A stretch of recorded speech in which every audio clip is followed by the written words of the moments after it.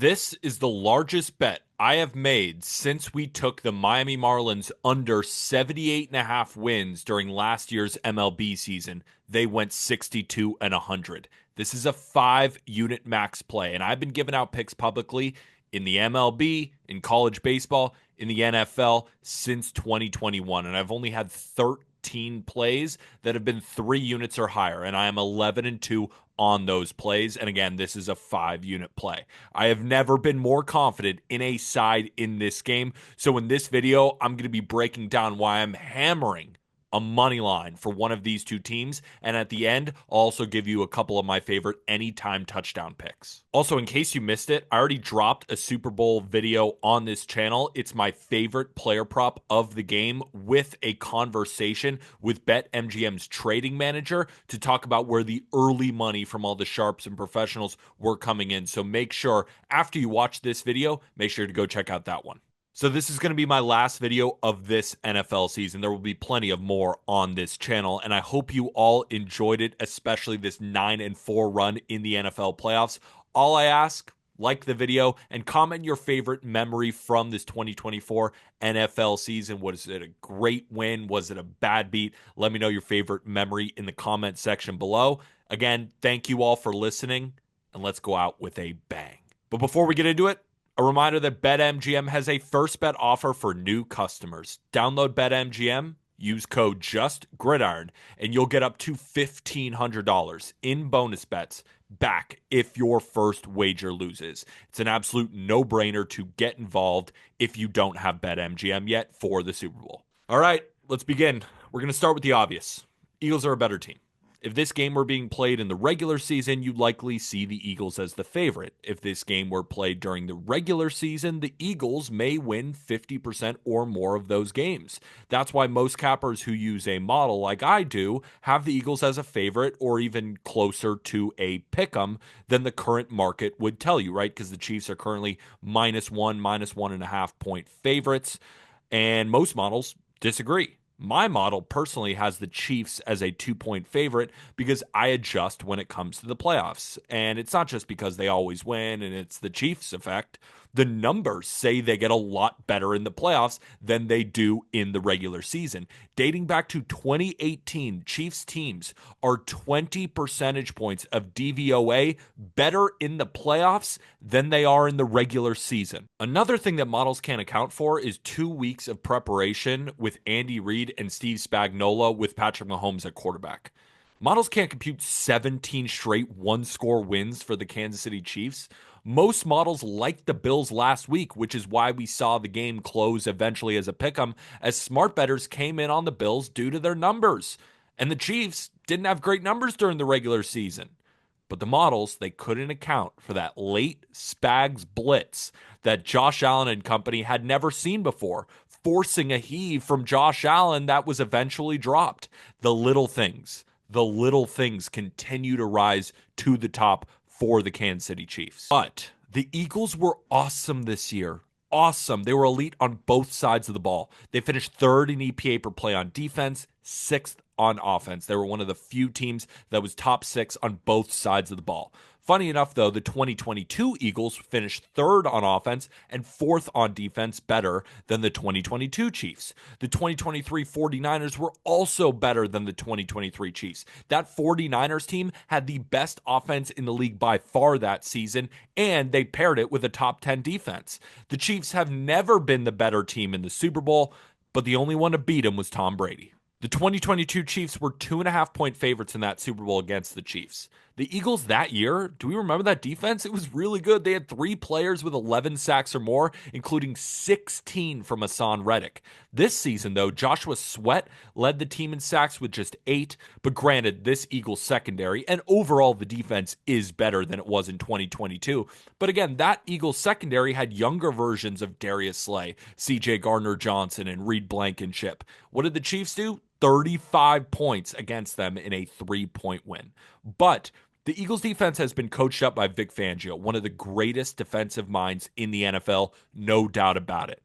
But we've all seen that stat that Patrick Mahomes is 8-0 against Vic Fangio coached defenses. The counter to that, where most Eagles backers are saying, is that, well, this Eagles defense is better than any defense that Vic Fangio had with Denver or with Miami.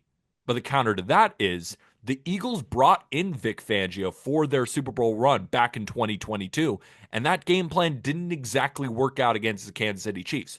So what you could say is that the Chiefs are now 9-0 against Vic Fangio-led defenses. And this Eagles defense is awesome, but don't let the 2022 Eagles defense get disrespected either. That's mostly the main point of what I'm trying to say. But let's stick on coaching for a second. This is the fifth time in NFL history we'll see a Super Bowl rematch between two coaches. The coach who won the first matchup has again won all 4 times the next Super Bowl. Recently, it was Tom Coughlin, coach for the Giants, who beat Belichick twice. It was also Andy Reid beating Kyle Shanahan twice, including last year's Super Bowl. Now it's Andy Reid versus Nick Sirianni. And of course, Coach Reid won the first time. But I'm not here to tell you that Nick Sirianni is a bad coach. He's a good coach, borderline great coach. He's won 70% of his games since he became the coach of the Philadelphia Eagles, and this is his second Super Bowl. But he's just not Andy Reid. Kellen Moore, good offensive coordinator. Not quite Shane Steichen like it was in 2022, but definitely better than the 2023 version. And overall, he's a great OC. And he ain't Andy Reid with more time to prepare. Mahomes-led Chiefs teams are an absurd 30-4 straight up overall and 17-3 in the playoffs with 8+ days to prepare. Andy Reid, when you look at his games with Donovan McNabb as his quarterback and Patrick Mahomes as his quarterback, 29-3 straight up with 13+ days to prepare. Then we have Steve Spagnuolo's impact, who I think is going to be the most critical chess piece in this entire game. The Eagles, they're led by megastar Saquon Barkley, and we know the trends with Spags' defenses that he hasn't allowed a 100+ yard rusher in a very long time. But let's go back to last season. Right? Nobody could stop the number 1 ranked 49ers offense led by Christian McCaffrey. The 49ers last season, ranked number 1 in EPA per rush attempt, number 1 in success rate, and number 1 in yards per carry on the ground. McCaffrey, behind that number 1 offensive line, was a nightmare and a big reason why the 49ers were favorites in that game. And in that year, last year, the Chiefs' run defense was borderline bad. They ranked 18th in EPA per rush attempt, 16th in success rate, 28th in yards per carry, and 25th in explosive run rate. What did they do? They held Christian McCaffrey to 3.6 yards per carry, and his longest run, 11 yards. In 2022, the Eagles didn't have a lot of big name running backs, but they were the number 1 rushing offense in the NFL that year. Number 1 in all of the stats that I listed for the 49ers, right? Number 1 in EPA per rush attempt, success rate, all of that. They were number 1 as well. The Chiefs in 2022, their run defense ranked 16th or lower in every stat that I gave you, Chiefs versus the 49ers. That game, what did they do against the Eagles? 2.6 yards per carry.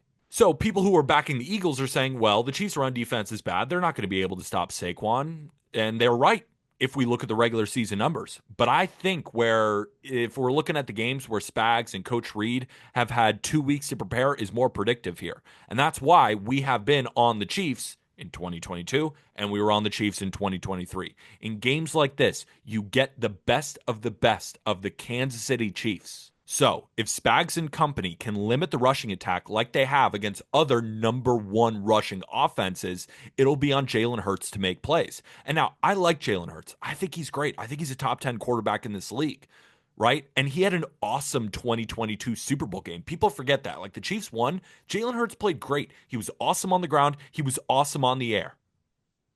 But in the biggest moments, Spags is going to find a way to bring pressure. And that's where he's at his worst. A great offensive line normally protects him, and they'll protect him throughout this game. But when these defenders get pressure in big moments, these are his stats per Sharp Football Analysis. When pressured this year, he's seen massive regression. He ranks 37th out of 37 quarterbacks in EPA per attempt, 37 out of 37 in success rate, 33 out of 37 in sack rate, 32 out of 37 quarterbacks in yards per attempt. He was top 10 in all of these stats last season. And the Chiefs, they bring pressure. They rank fifth in pressure rate this season. And while they played man coverage at a top 10 rate this season, I expect more zone heavy blitz to take Hurts kind of off of his game because his numbers are really, really good against man coverage, but below average against zone. And you could say, well, the Eagles, right? They're not going to get pressured all game, and the Eagles are going to score. Yeah, the Chiefs are going to score too. They rank number one in red zone trips this season, but have struggled in the red zone. Whenever I see stuff like that, I think coaching, and again, with 2 weeks to prepare, my guess is we're going to see a red zone package never before seen, allowing the Chiefs to punch it in enough to keep this game close, right? And I will give you one play right now. This is not the max play, but I did bet Kansas City total field goals over 1.5, but I'm not going to make it an official play just because the line has moved so much to bet it.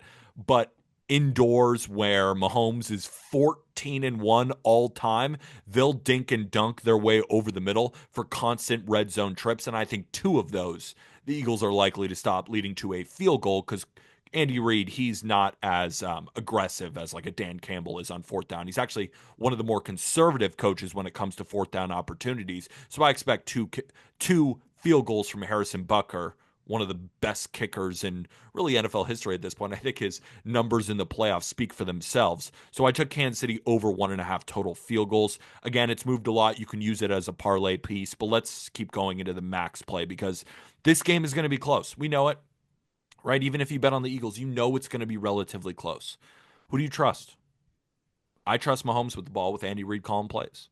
I trust Steve Spagnuolo to bring out a defensive scheme late that the Eagles aren't prepared for, just like Buffalo wasn't. And every single team in this spot. For the Eagles to win this game, I think they're going to have to be up 2 scores late. Because if they're up 8, let's say, and Mahomes has the ball, you think he's not scoring?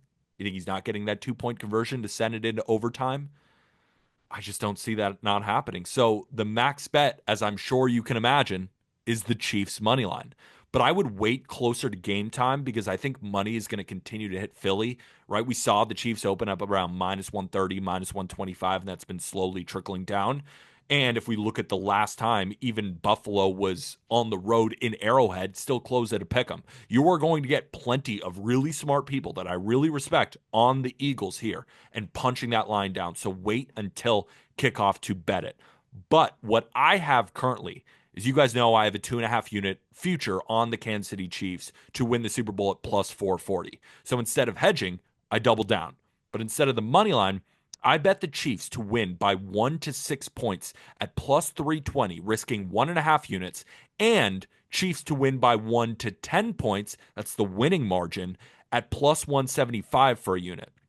14 of the 17 Chiefs wins this year have come by 1 to 10 points, and 8 of those have come by 1 to 16. And we know that the Chiefs are on a 17 game, 1 score win streak, right? So I have 5 units on the Chiefs, just spread out on a couple of different bets. The Eagles are an excellent team, and they're going to keep it close, but the Chiefs win out in the end. And my model agrees, making the Chiefs a 2-point favorite in this game. But before we get to my anytime touchdown picks, the model I use, Rithms, their AI backed model, is giving out a 7-day free trial for the Super Bowl. The great part about Rithmm is they do all sports, and they're killing it in college basketball right now. It's the perfect tool for March Madness with spread and money line predictions, hundreds of props, and they'll have an MLB model coming out soon. Try it for yourself, and the link is in the description below if you're looking for a better edge, not only on the Super Bowl, but of course, college basketball,